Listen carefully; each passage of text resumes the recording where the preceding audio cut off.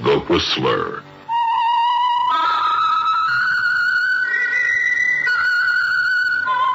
Presented by the United States Air Forces in Europe.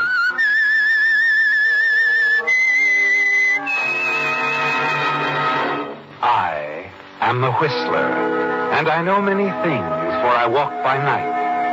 I know many strange tales hidden in the hearts of men and women who have stepped into the shadows. Yes, I know the nameless terrors of which they dare not speak.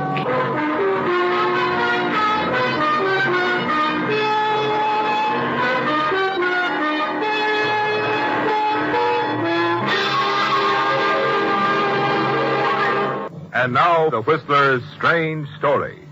Girl in Black.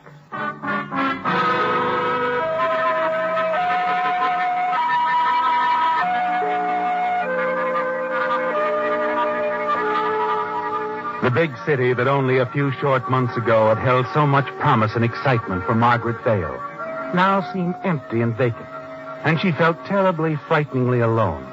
The show in which she had a good part had opened one night and closed the next. And with its closing went Margaret's dreams and hopes for a successful acting career.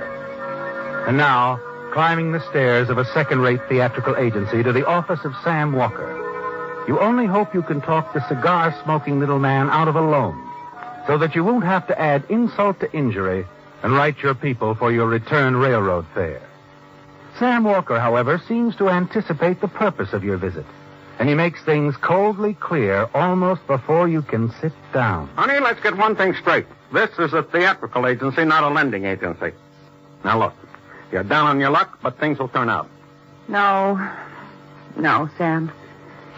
This isn't for me. I've found out now. My parents were right. Your parents? Yeah. They told me to go ahead, take a couple of years while I had them to spare, give it a try, get it out of my system. Well, I've tried. Yeah, I guess you have. Look, Maggie, if you're really serious about going home. I am.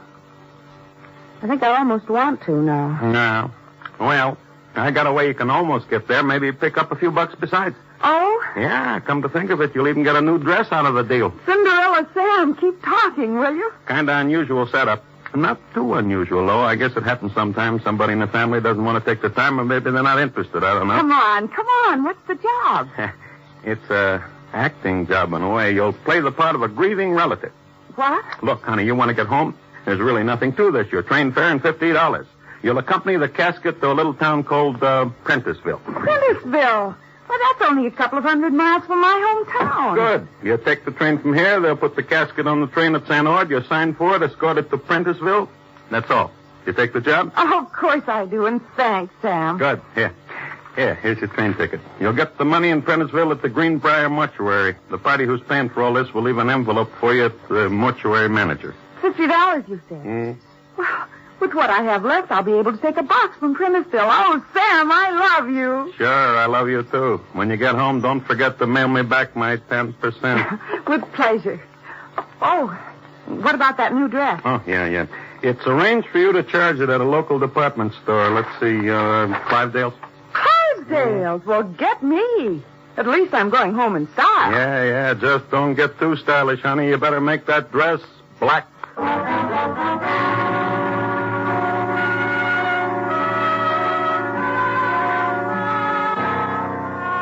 It's a strange role to play, isn't it, Margaret? And yet you don't mind. You even get enjoyment out of selecting the dress. It's been so long since you've bought one. On the train, you find the ride restful and pleasant, and any misgivings you had about your assignment have vanished. But as the train stops at San Ord, you find the little station framed in a damp, ominous fog. And as you present yourself to the baggage master and catch sight of the casket, a strange feeling of dread comes over you. Margaret Vale. You relative? No. Just helping out the family. Rather unpleasant duty for a pretty young girl. Nasty night, too, all this fog. I don't mind. Not foggy inside the train. Oh, isn't it the truth? A little moving world of its own, isn't it? Oh, the casket's being put in the baggage car now. You can get back on any time. Thank you.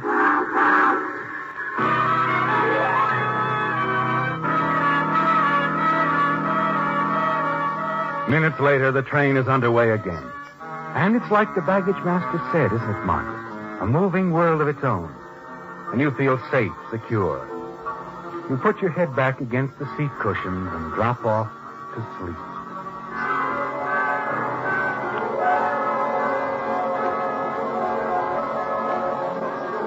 The fog is worse in Prenticeville. You feel as if you're in a dream or a play, and everything that happens seems only like impressions. The casket, taken from the train, moved through the fog into a waiting car. The train pulling out and leaving you alone with the man from the mortuary. I was told there'd be an envelope here for me. Do you have it with you, or were you expecting me to pick it up at the mortuary office? Envelope? Oh, yes, there was one. I'm sorry, miss, but I left it in the office. I'll be happy to mail it to you in the morning. No, I have to have it now. I'm leaving Prenticeville as soon as I can get a bus. Very well, miss. This way. You can ride out with me.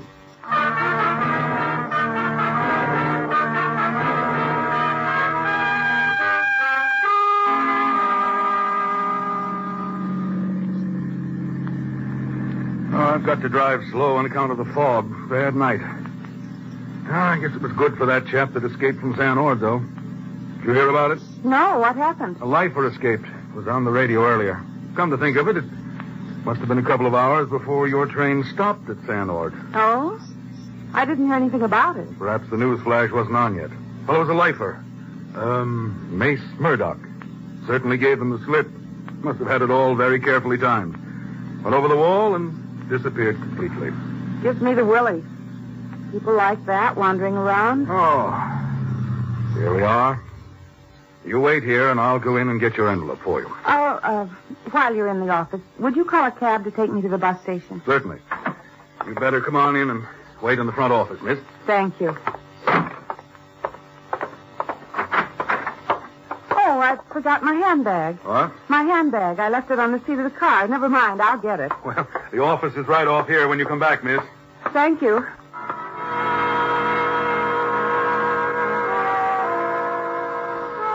Outside, as you start toward the dark paneled car containing the casket, you suddenly freeze in your tracks, staring. There's a man emerging from the door at the rear of the car. A tall, sturdily built man in prison garb. The casket. That's the only place he could have hidden, isn't it, Margaret? You gasp and open your mouth to cry out, but he's upon you before there's any sound. He claps a hand over your mouth, and with his free arm drags you back into the shadows of the platform. Be quiet and you won't get hurt. Here they come. My pals.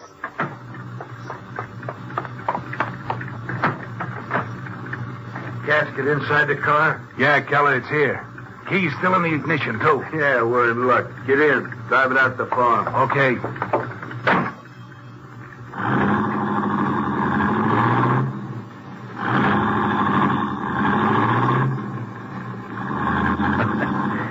So long, boys.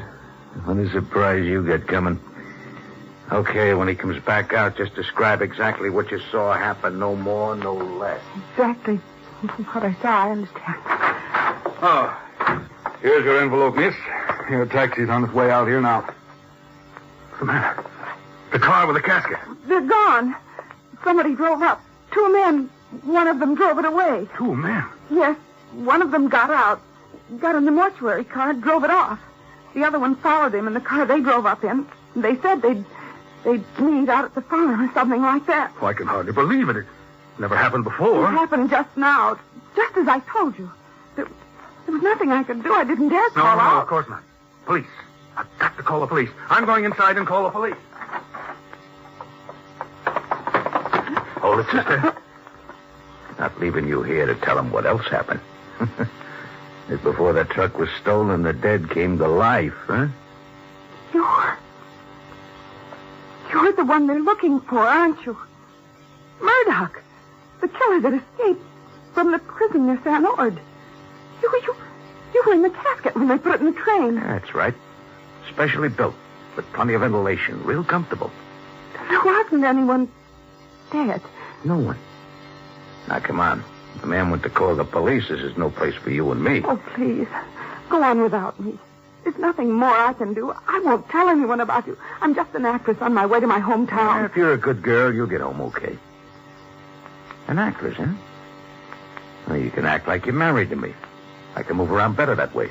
The police won't be looking for the two of us together. You won't get away with it. Not in those clothes. In this fog, I can make it to an apartment where I'm picking up some different clothes and a car. After that, we'll hit the road.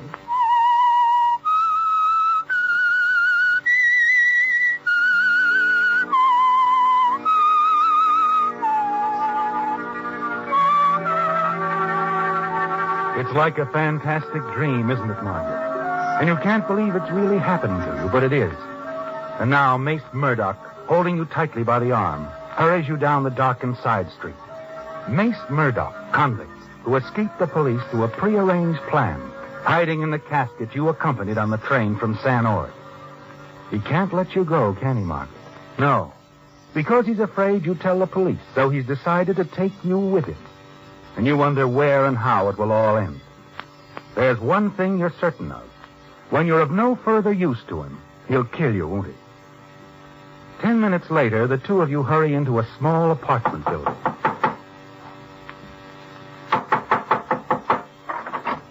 Yes, what?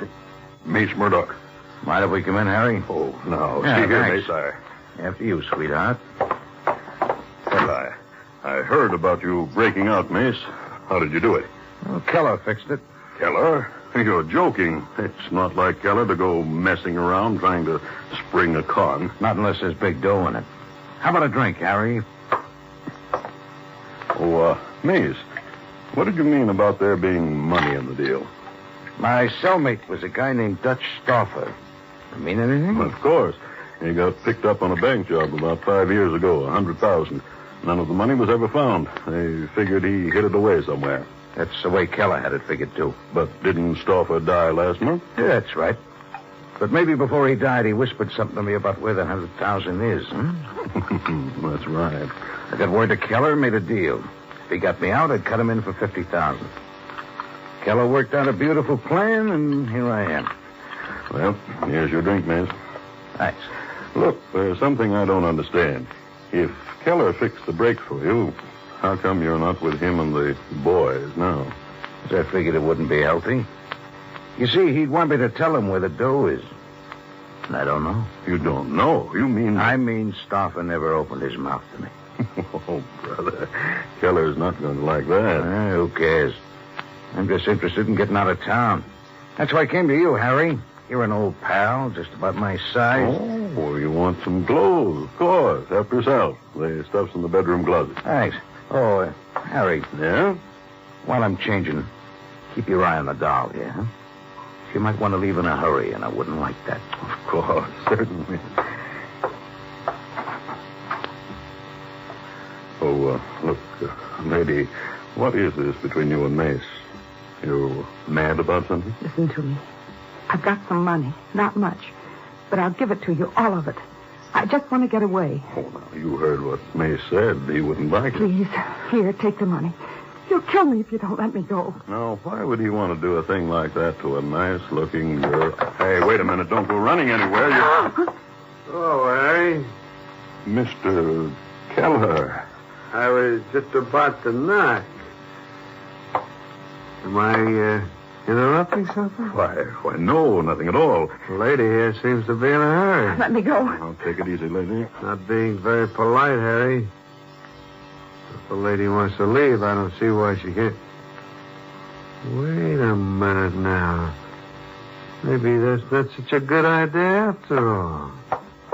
I think I've seen this little lady somewhere before. Maybe at the depot tonight, huh? I don't know what you're talking about. Sure you do. Quite a coincidence finding you here with an old friend of Mace Murdoch's. Yeah, quite a coincidence. Maybe the two of you know something I want to know. Like where Mace is right now, eh? How about it, sweetheart? Where is he? Come on, I said, where is he? Bedroom. Okay. Get moving.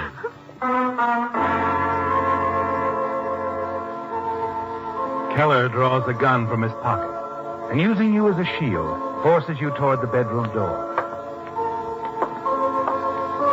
Then, in a sudden movement, he reaches past you and opens the door. You stand there, paralyzed with fear. Nothing happens. And then you see why. The bedroom window is wide open, the wind blowing the curtains into the room. Keller brushes you aside and hurries to the window. Gone. Got away down the fire escape. Gone. He's gone. Well, he's not going to get very far. What's going on here? Where's Keller going to? Out there. Out the window? Yes. Murdoch got away. Keller went after him. Well, what do you... Look, lady, I don't know about you, but I'm getting out of here. I don't want to be around when Keller gets back. Now, what's happened to my car keys? I had them right here on the dresser. I got him, Mary. Mace. Well, you've been in the closet. I thought... Yeah, so did Keller. You know, for a smart guy, Keller falls for some pretty old gang. Now, wait a minute, Mace. You were going to take my car? Yeah. You can tell Keller I took it while you were under a gun. Me and the little lady here have some traveling to do. Come on, baby, let's go.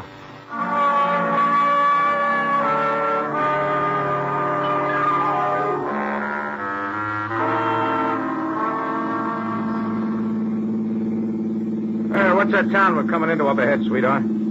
Colby. Looks sort of busy for this time of night. Hey, maybe they got a dance going, huh? That's right. You seem to know an awful lot about this part of the country. My hometown isn't very far from here. Oh, that's all. Never figured you for a small town girl. Hey, look. Better move in closer to me.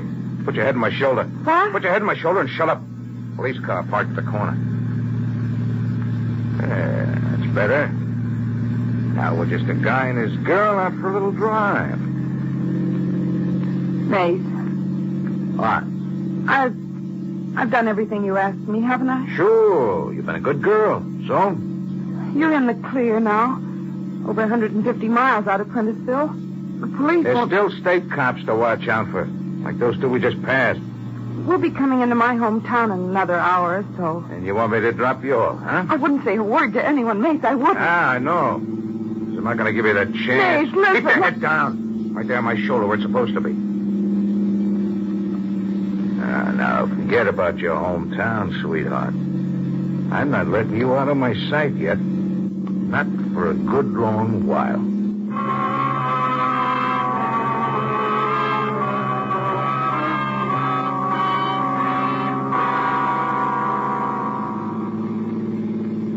Mace. Well, I thought you were asleep. Hadn't heard a word out of you the last 50 miles. You haven't changed your mind about... About dropping you off with the home folks? No. I haven't changed my mind. Forget it. All right, Mace. All right. Hey, come here. Come here, I said. Oh. You're not jumping out. Let me go. Let go of the wheel. It'll wring your neck. Well, sure did a nice job. Real nice job. Smashed in the whole front of Harry's car. Well, we walk. Oh, this is great. The storm coming up. Walk where? To the next farmhouse, I guess.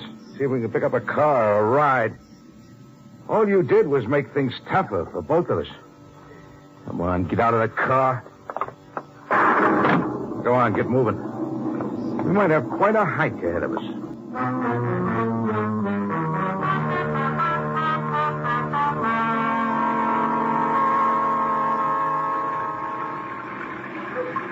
Hold it. There's a farmhouse. Let's see if they can help us. You won't harm anybody. Yeah, we'll see what they do for us. Remember now, we're Mr. and Mrs. Williams. Our car broke down. All we want's a ride to the nearest bus station. You got that? Mr. and Mrs. Williams, whatever you say. Come on.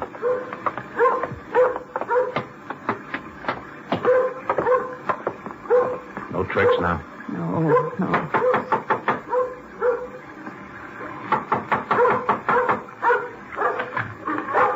Yes? How do you do? We broke down our car. Wondered if we could get some help. Oh, well, just a moment.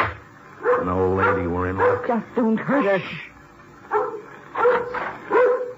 Oh, young folks, well, come in, come inside. Ruthie, now you stop your barking. Now everything's all right. I'll get the lights on. Well, there we are. What? Miss Margaret. Margaret Vale, isn't it? That's right. I don't think I remember you. Oh, I'm Mrs. Bell. No, you wouldn't remember me, child. Goodness, we've so few visitors out here, but you live over in Midvale, don't you? That's right. And it isn't Miss Vale anymore, Mrs. Bell. Oh? No, it's Mrs. Williams now. Well, how nice. How very nice for you, my dear. Oh, but come in by the fire, you two. You're drenched through. I'll fix you some hot coffee. No, that can wait, Mrs. Bell. What we're really interested in is getting to the bus station. You got a car here? No, I haven't. And Mr. Bell's out of town, but... Oh, I'll call a neighbor. Jess Carlson. Ask him to drive over and take you into town. He only lives a mile or so away. Oh, thanks very much. That'll be very nice of you. Not at all, not at all. Now, go on, the both of you, in by the fire. I'll call Jess and fix that hot coffee before you catch your death. Now, go on. All right. You did great, Mrs. Williams. Great. And for what? So that when we get to the bus station, we walk down an alley and... my life, too? I don't know. Haven't made up our mind. We'll cross that bridge when we come to it.